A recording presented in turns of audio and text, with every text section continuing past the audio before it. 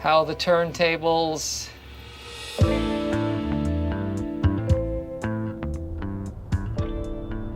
How many times are we going to drive a Telluride in Palisade, Jack?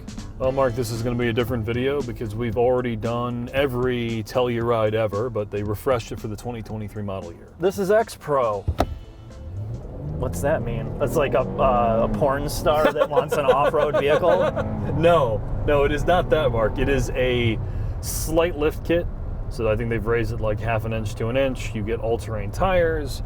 It gets the ability to tow 500 extra pounds, but really at its core, it is largely unchanged other than some interior changes, which I'll talk about, and exterior changes from when they originally launched this in Gateway, Colorado, which we went to that launch many years ago at this point. And we were both high on this thing. I think it was at the time and continues to be one of the better 3-row options. And I want you to tell me a little bit about the exterior and the interior, because just eyeballing it, it looks really nice in here.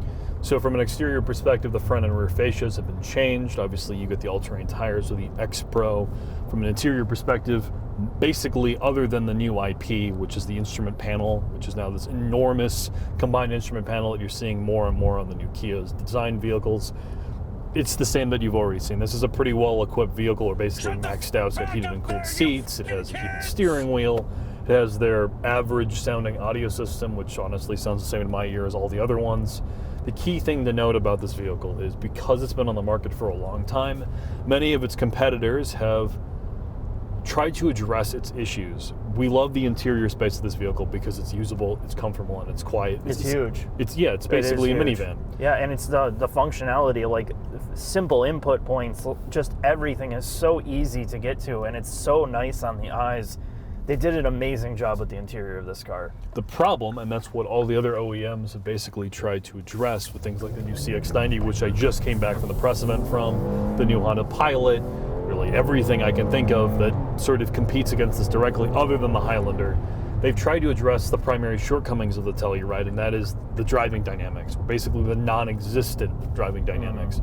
When this car came out, its competition was pretty weak. You had the CX9 and the old Pilot, which wasn't all that great to drive. Right. The new vehicles now, specifically the CX90 and the new Honda Pilot, are excellent to drive, and they've addressed the issues with this, and that is basically no body rigidity, slow steering, sloppy feeling inputs. The left and right of the car feel disconnected when you go around bumps quickly, and that's the issue with this vehicle. Same problem you had with the Palisade. Yeah, I mean, this is, and we said this even at the launch event, this is a go straight on the highway vehicle.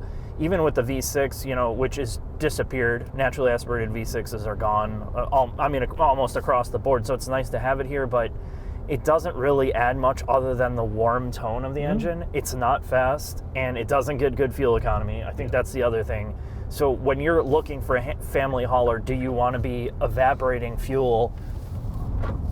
Yeah, the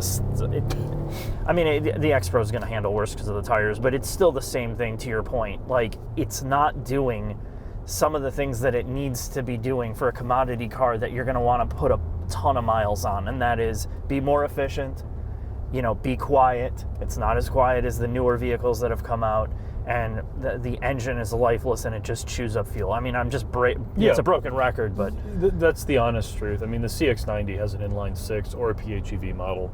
Both are great. The new Honda Pilot's gearbox and honestly engine tuning is better than this, and it's slightly more efficient.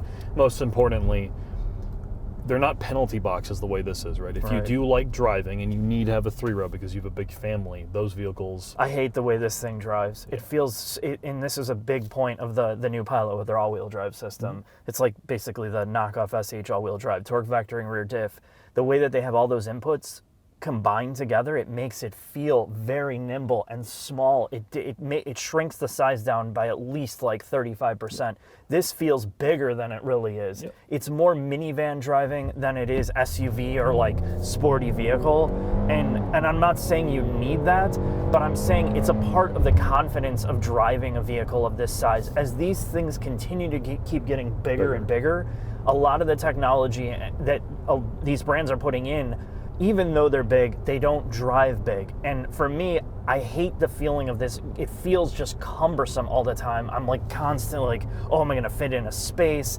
Am I gonna make this turn? Do I have to slow down? It slows down everything that you're doing, and that's why I hate driving it. It's, in some cases, I think it's worse than some of the old minivans to drive. So when you talk to some of the product planners in the segment, and that's the joy of this job, is we've gotten to meet a lot of these people who are responsible for these vehicles, they will freely admit the 3-row, non-body on frame, non-premium SUV, the Ford and GM equivalents and the Korean and other Japanese equivalents have replaced the traditional 3-row minivan. They need to fulfill that segment. Buyers don't buy minivans anymore, they buy these things. Yeah. And so to figure out a way to make them minivans, yes, but not make them minivans because people are so ridiculous about not driving one. So they got to take a minivan, make it worse, raise it up, turn it into an SUV, which is counterintuitive, and then somehow it's got to drive like a car. Yes. I mean, it's got to be very, very difficult to design these and then to balance all of it. I think what they did here, and in some cases better than their competition, is this. The interior space on first sight, to most people, they're going to get in here and be blown away by this. yeah, like, it does literally, feel and look nice. it feels like, until you dig deeper into it, you know, the plastics and all that, which most people aren't going to do, they're going to think they're driving like a $70,000 luxury car to most people's eyes. And I really do love the interior of this, and I do love the exterior styling. It's just what's underneath the surface is where Hyundai and Kia, they don't put a ton of money into like chassis development and driving and like the finer details of that. And you can tell driving this instantly, the driving character does not match all the money they put everywhere else. And I think for the most people that are buying this, they're good with it. Though I think it's also changing, right? This is a byproduct of being in the market too long. Yeah, true. I joked about this with the Corolla in our Corolla video. That thing came out, 3-4 years ago, just like this. And 3-4 years ago, the subcompact segment wasn't that competitive in driving dynamics. Same goes for this. 3-4 years ago, the Pilot sucked. The CX9 wasn't all that usable. Yeah. The Highlander wasn't a hybrid that got 40 miles a gallon. Now all those products do things better than this, but maybe not. To be fair to them, this product helped kick the other brands in the ass. You know what I mean? No, the engineers all freely admit they benchmarked this. Well, Jack, I think that's a good time to leave it on a high note for Hyundai and Kia. That means now they're behind, and I'm sure they'll release another version of this in another year because it's so important to these brands. I'm going to leave it at this. Hopefully we don't do another Telluride and Palisade again for a while. Yes, hopefully not. Goodbye, Mark. Goodbye.